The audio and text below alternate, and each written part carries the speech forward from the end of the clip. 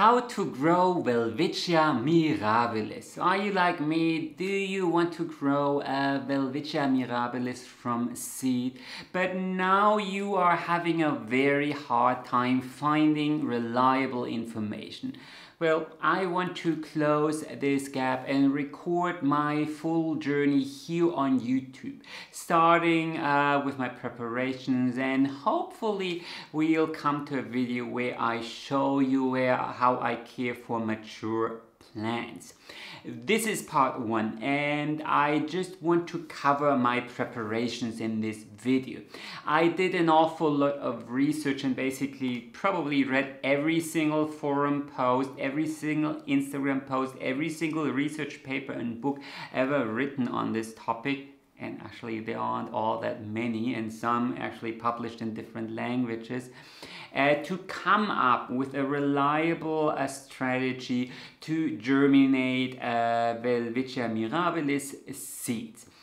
I bought Welwitschia mirabilis seeds from 2 different sources and hoping that at least some of them were viable, and I actually was successful. This is going to be part 2 and I'm gonna publish this video in 2 weeks or something like that. For now, I want to just cover all the little details, all the important little bits I found online, offline, in old books, magazines or so. So you don't have to go through the same process, or you know where to start.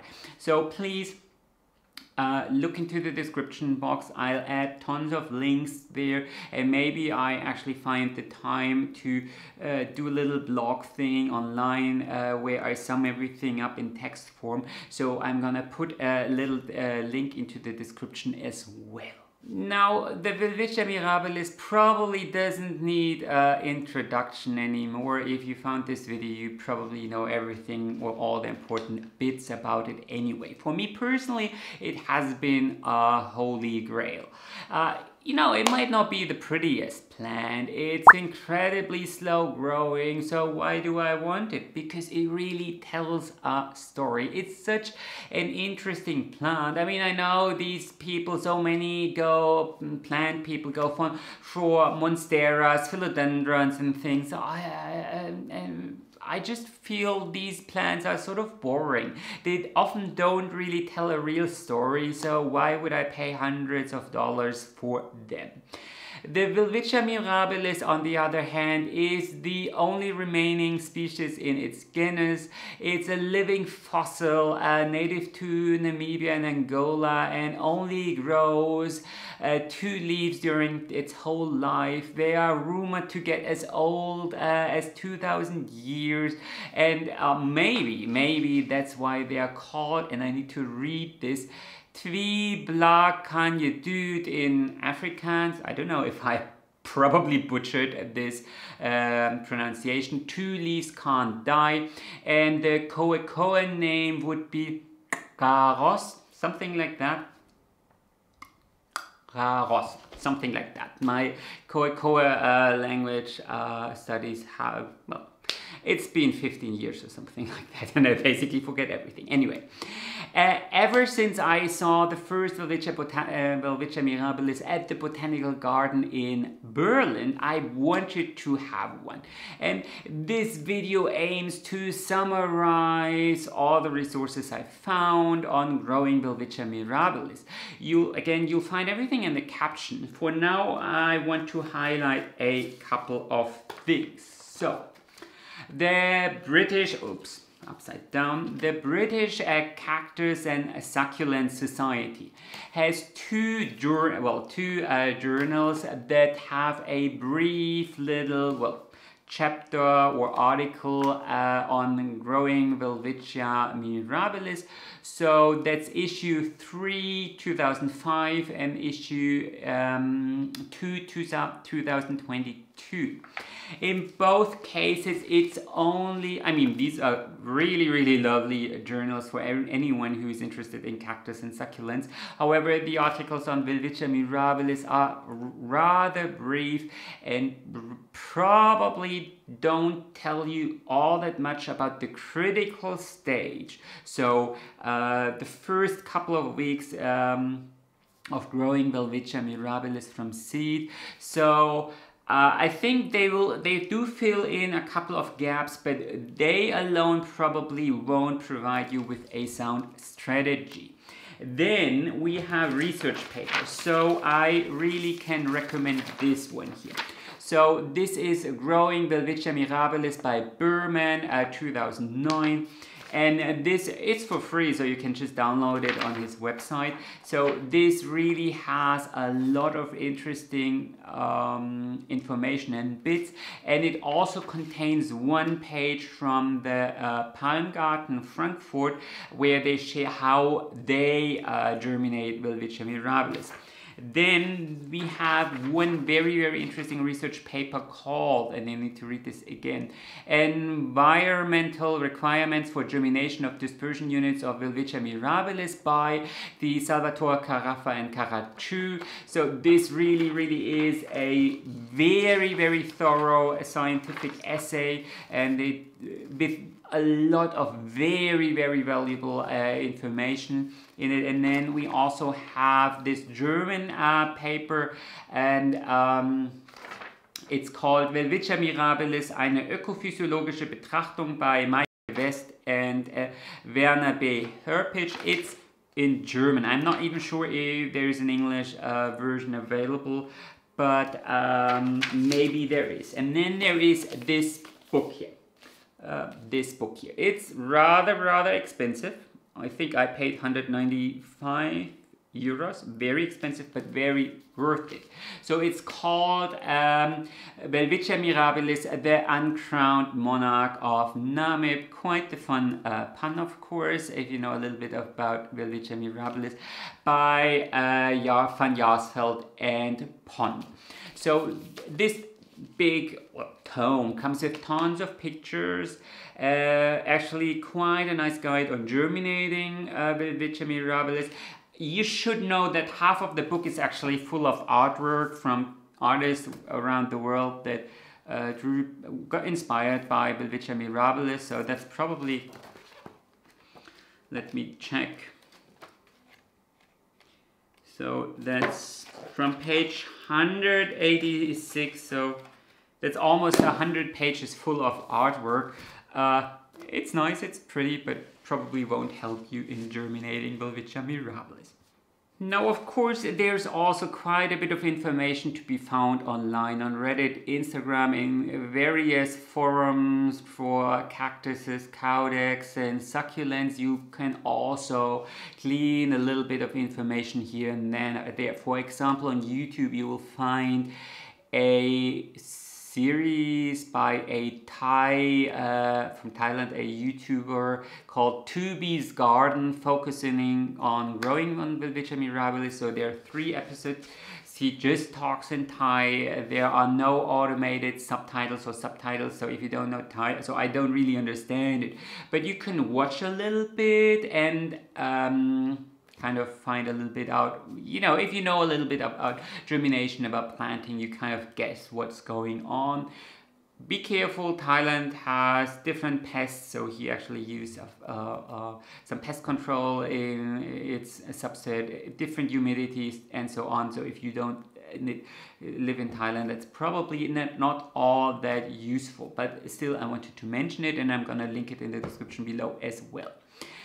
For now, I guess we need to look at 5 things: the soil and pot, sun and weather, water and humidity levels, pest control, and of course seed viability. And we are going to go through each of these chapters bit by bit.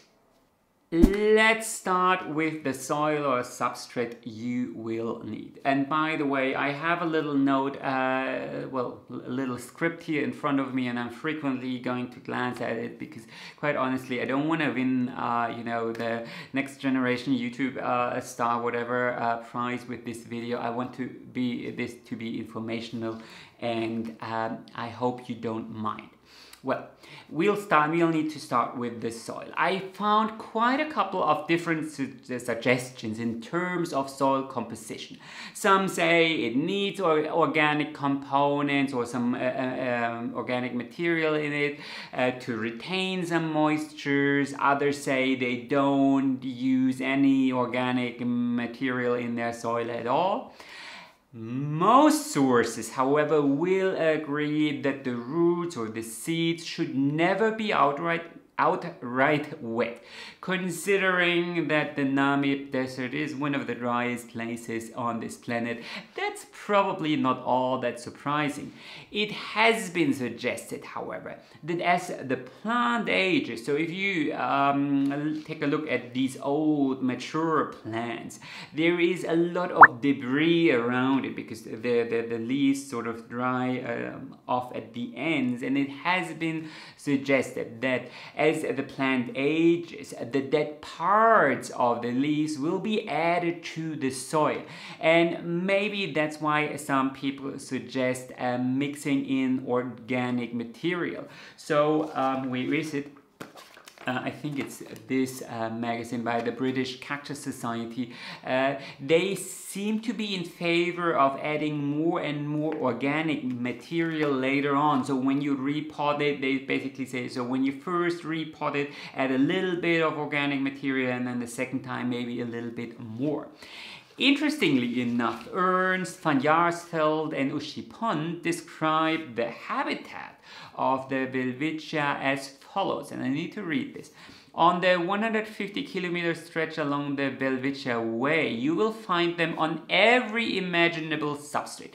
Deep sand, clay bark, clay banks of rivers, black dolerite hills, white quartz fields, cream-colored chalk, grey gypsum and brown gravel, flat plateaus and steep hillsides. This is something that may find support in the aforementioned study by by Berman called Growing Welwitschia Mirabilis, and he seems to say, well, pumice seems to work best. But,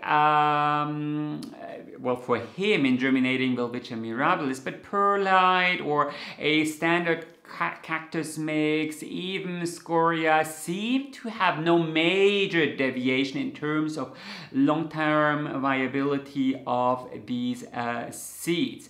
So, and what probably unites all these substrates is that they are low on organic compounds, and they are rather airy and fast draining, so the pebble size actually shouldn't be all that big, at least to him.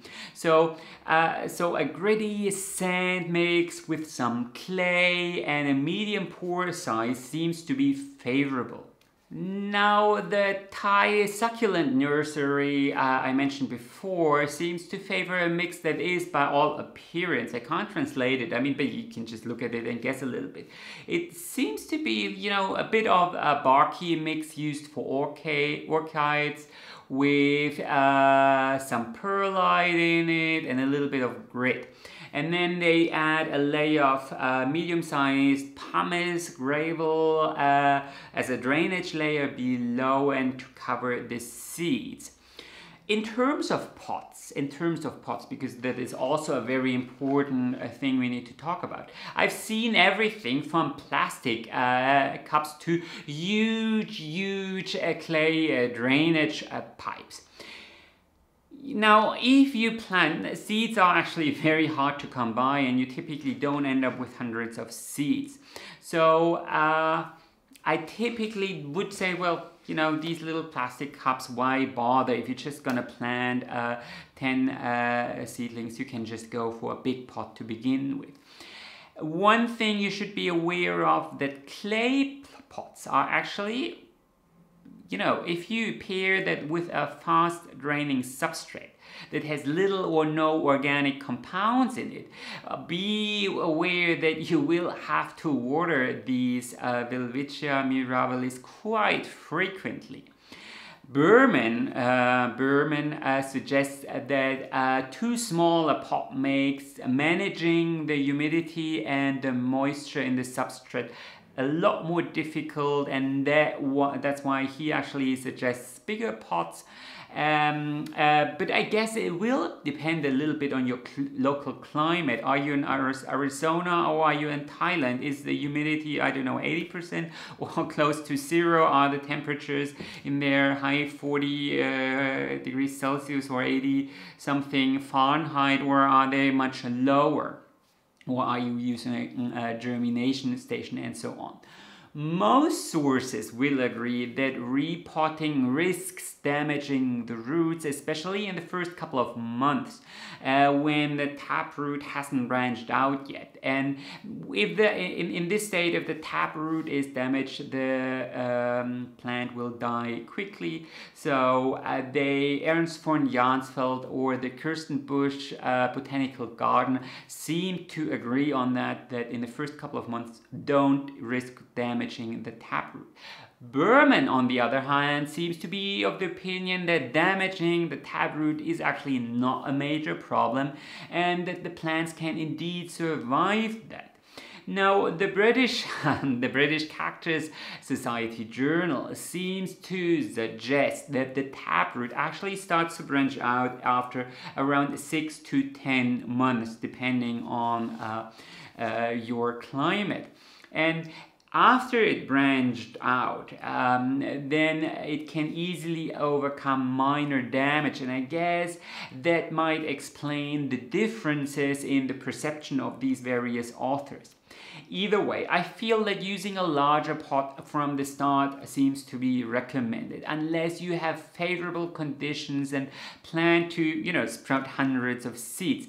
I couldn't find a single source or a single reason why you would actually want to opt for smaller pots, because in that respect, all sources seem to agree as well. Welwitschia mirabilis needs a considerably large pot to flourish pretty soon.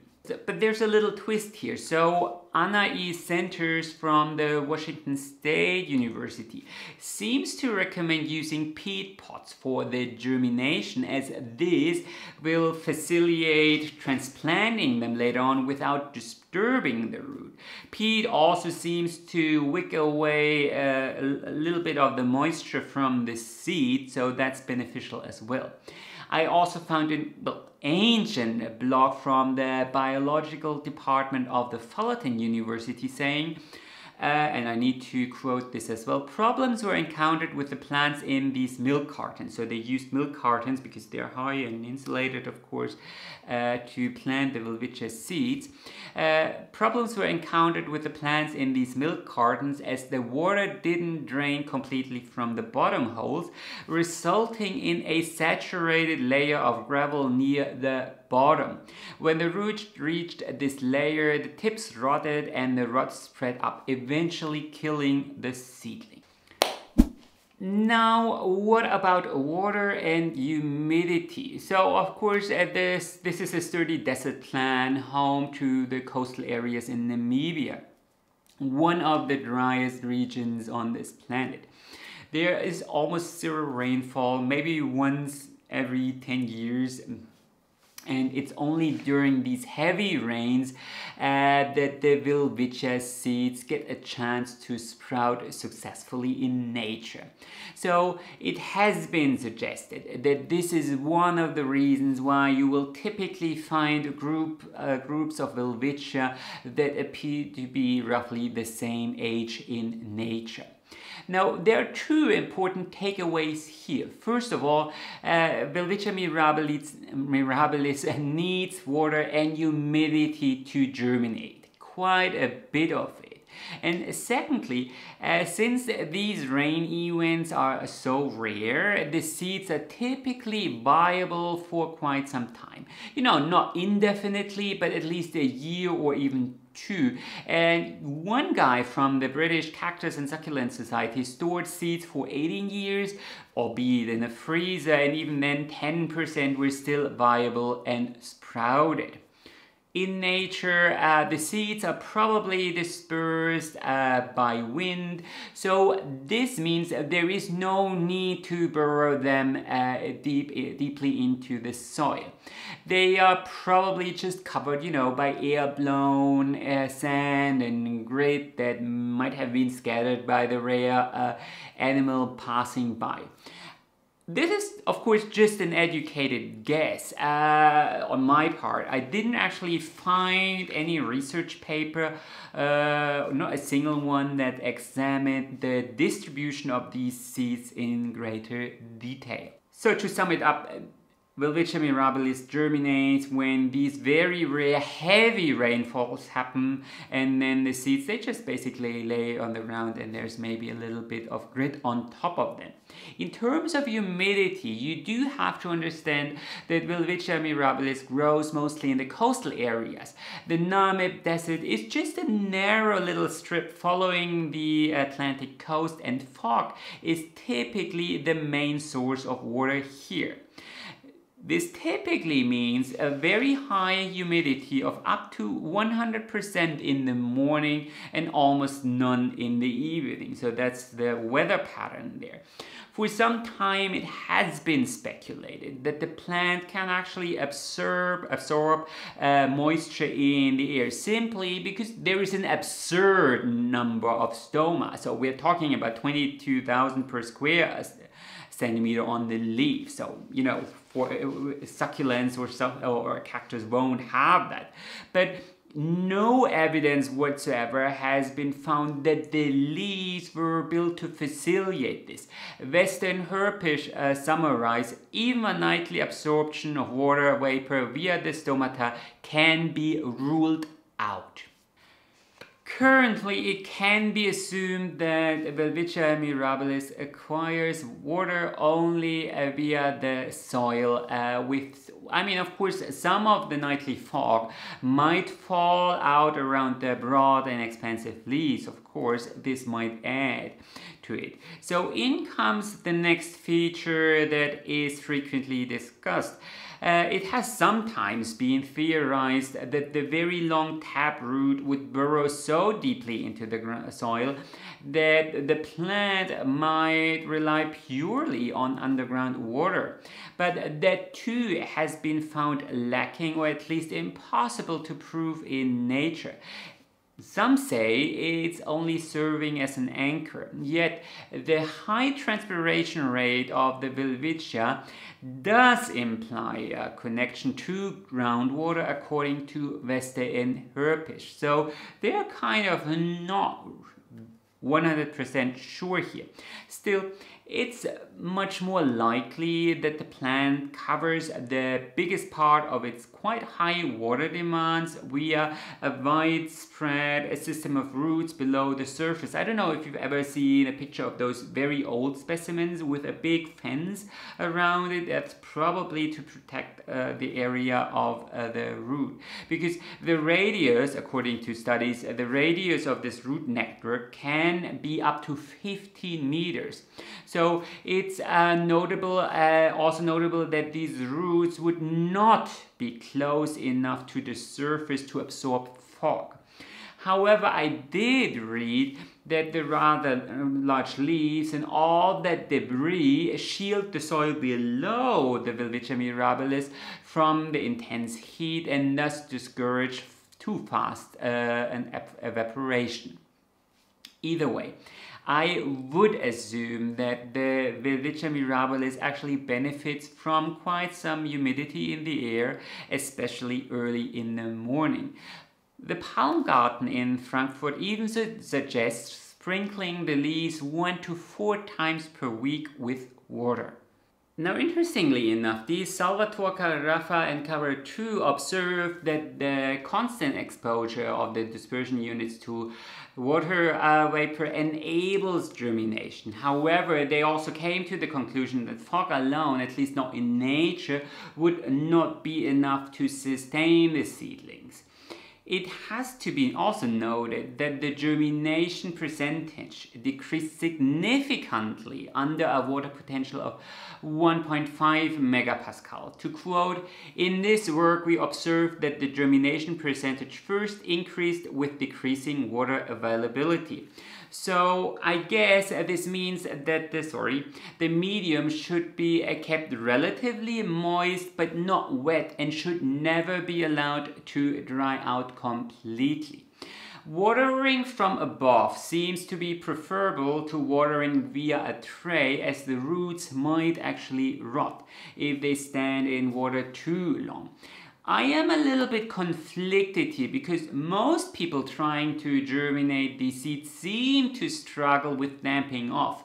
Watering, at least during that time from below, might add the benefit of keeping the surface relatively dry and discouraging fungus growth here. In that context, you have to note that Anais Centers writes, "An unsuccessful method was placing a piece of glass on top of the plastic pot. Condensed water is very close to the seed and is not absorbed or drowned off by anything. This method resulted in rotted seeds." This, of course, also seems to be in line with the Salvatore Carafa and Carrera 2's observations. The author of the Fullerton University blogspot notes, "The 3 remaining seedlings were transplanted to a specially designed pot and were placed outside against a south-facing fence. It was hoped that the lower humidity outside would aid growth. Even though it was winter, when one seedling died and half another began to die, the plants were returned to the greenhouse conditions, being placed where maximum sun would be obtained. Regular watering and inline fertilization were started within a few weeks. Recovery and rapid growth were evident." The Palm Garden in Frankfurt waters twice a week, and of course this will largely depend a little bit on your substrate, the humidity, the wind and the pot size. A lot of growers seem to suggest filtered water, even though the Salvatore Carafa and Carrera 2 showed that salinity has no effort, at least not in germination. Given that winds carry in salts into the habitat of the Welwitschia mirabilis, that doesn't really sound all that surprising. Yet, do consider that, at least judging from experience reports online, most people struggle with repotting, and by using filtered water only you can try to avoid any long-term salt buildup in the soil, but strictly speaking I would say filtered water is actually not needed. Now, what about the sun and the general weather patterns? Welwitschia mirabilis thrives in the desert, so it really doesn't come as a big surprise that they can tolerate a lot of direct sunlight. What about seedlings? I actually couldn't find all that much information. So Berman speculates about 1,200 to 2,000, quite a lot, 2,000 micromole per square meter and second. The Palm Garden Frankfurt suggests 2,500 lux on the leaf. I actually think they messed up, you know, they left 1 0. 2,500 lux on the leaf seems a little bit low, probably it meant 2,500. But both are using growth lights and both operate in Europe. Now, if you look at that Thai YouTube series, I couldn't spot any growth lights whatsoever. Just naturally slightly filtered sunlight in a wide open greenhouse. Here, for example, I live in Vienna. I would actually assume that the natural daylight is typically not enough, especially as those slightly cloudy or outright rainy days happen quite a little bit more often than in the natural habitat. If you look at sunrise charts, and that's something you can always do for the skeleton coast, then there's typically around 13 hours of sunlight in summer, while the time is reduced to 11 hours in winter. Temperatures can be quite high, so up to 60 degrees Celsius, and they can actually fall below the freezing point in winter. So just a couple of weeks ago there was snow in Johannesburg, so that can happen. Typically they will stay in the range of 4 to 10 degrees though.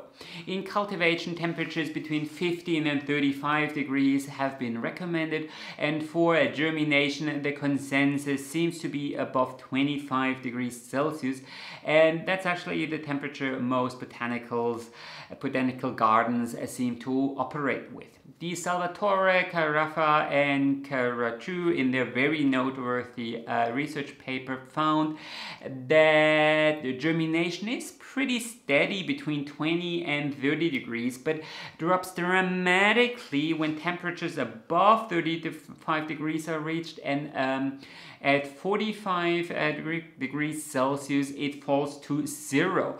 Below 20 degrees, that also needs to be noted, germination percentages are also very, very low, so it's that corridor between 25 and 30 degrees that seems to be ideal. Light, on the other hand, and that's also, well, actually not all that unsurprising if you think about it. Light, on the other hand, or the absence thereof, had no effect on their experiments. Typically, seeds germinated between 6 and 10 days after planting, and no matter if there was light or not, and that's pretty much what you can expect, because, you know, the seeds are dispersed by wind and may be covered by sand or may not be covered by sand if the winds aren't favorable. Interestingly enough, I did find some conflicting information regarding the wind. So Tropica.de, one of the places that sometimes sells Welwitschia mirabilis seeds, recommends to protect the plants from drafts, while the Palmgarten Frankfurt specifically recommends keeping the ventilators running day and night.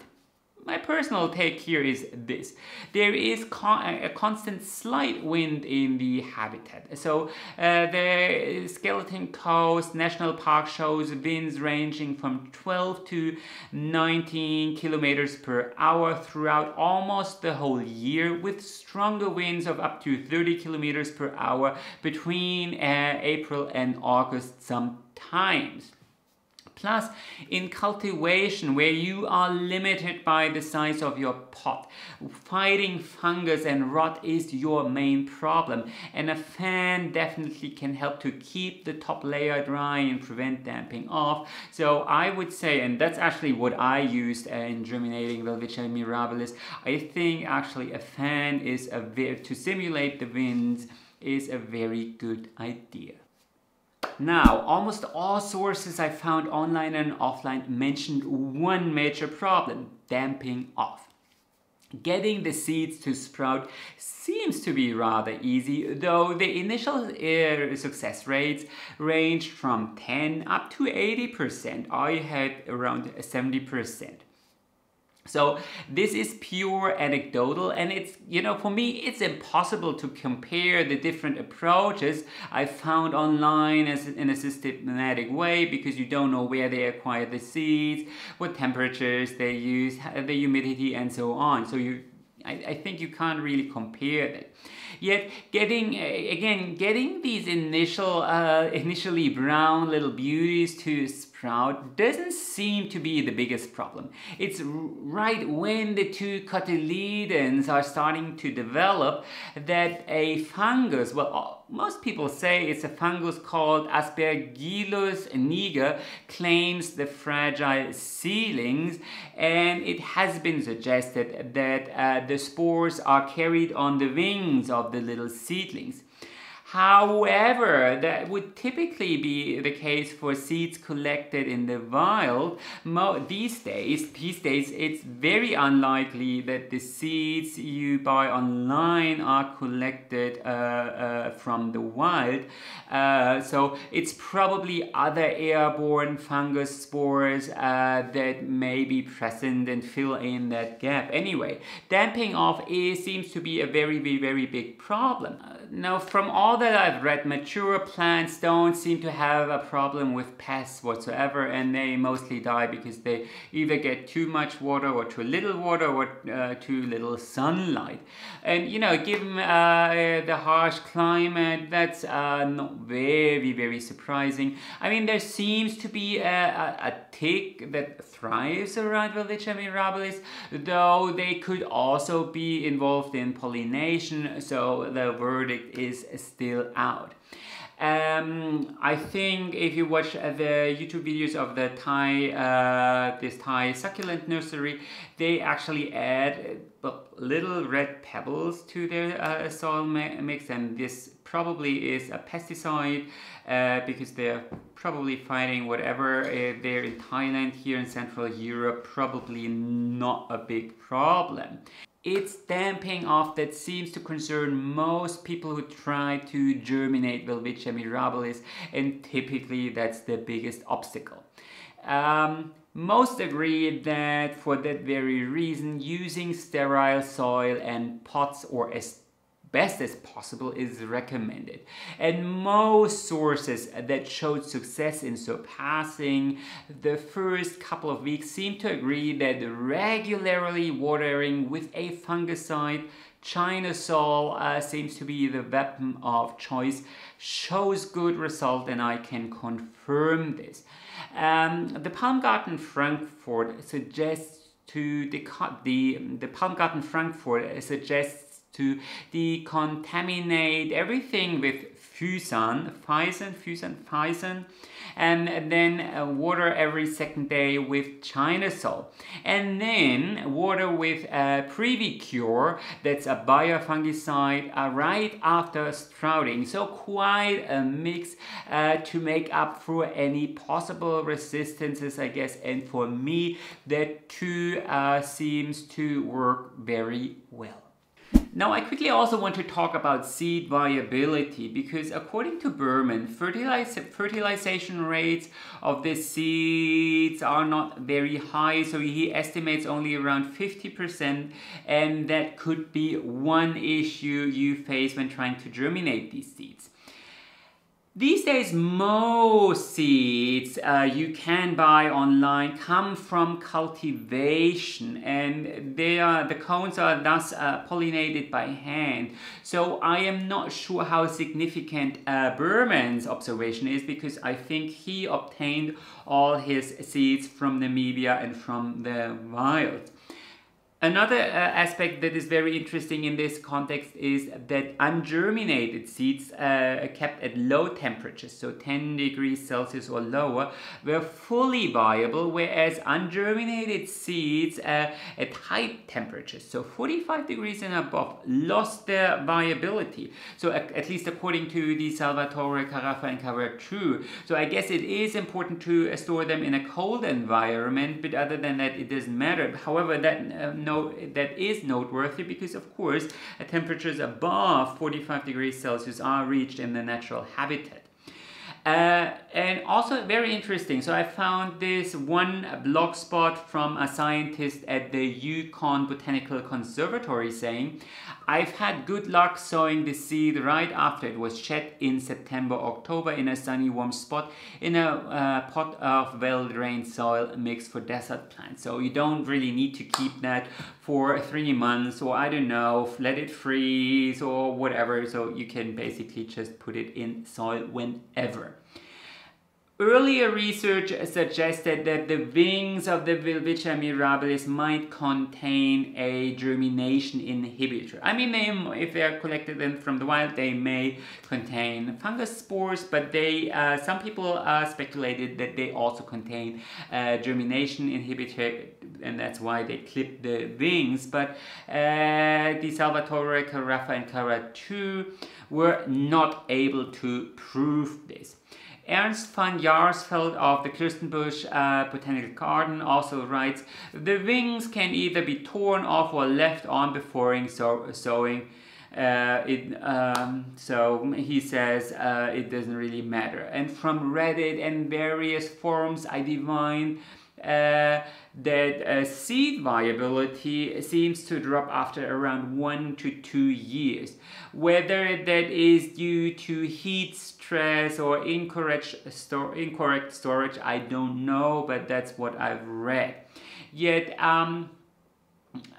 one thing, and I just want to repeat this, so in nature it's the fungus and the tick that might, because I think the tick sort of leach from the seeds as well, or the cones. So I guess that is not a problem you will be facing when buying these seeds online. So probably seed viability should be pretty high. For me it was actually 70%. So let's sum things up. Research seems to be in favor of a fast draining mineral rich substrate. Keep the soil moist at all times, but never wet and never let it dry up. Planting in bigger pots in order to avoid repotting in the first 6 to 10 months is also recommended. Seeds should be planted around 1 centimeter below ground and lay flat. Why it doesn't matter if you clip the wings or not. Seeds actually do not require light during germination. However, temperatures should be constant between 25 and 30 degrees Celsius, and the plants seem to favor higher humidity values of around 70 to 75%. Seeds then should sprout between 6 and 10 days in these conditions after planting. Water frequently with a fungicide, especially once sprouted. That seems to be essential, as well as exposing them, the little seedlings, to enough light. More than 1000 micromole per square meter and a second, and probably 13 to 14 hours per day, but they will need a night rest. Wind might be beneficial to fend off the fungus, and of course you should try to work or keep the environment as sterile as possible. And that's basically it. I mean, basically, you know, it's no rocket science. It's actually fairly easy. And well, I at least experienced it. I kept to these little recommendations, and I think I was quite successful. There will be, after this video, I will publish a second video where I show you how I plant these seedlings, how they germinate, what I do to keep them, or did what I to keep them alive. So definitely hit the subscribe button so you can see it once I publish it. And if you watch this video at a later time, I'll try to add a link or do a playlist, something like that. Anyway, that was the sum of my research, and that's how I suggest, or how research suggests to grow Welwitschia mirabilis and take care for it. Comment below if you still have any questions.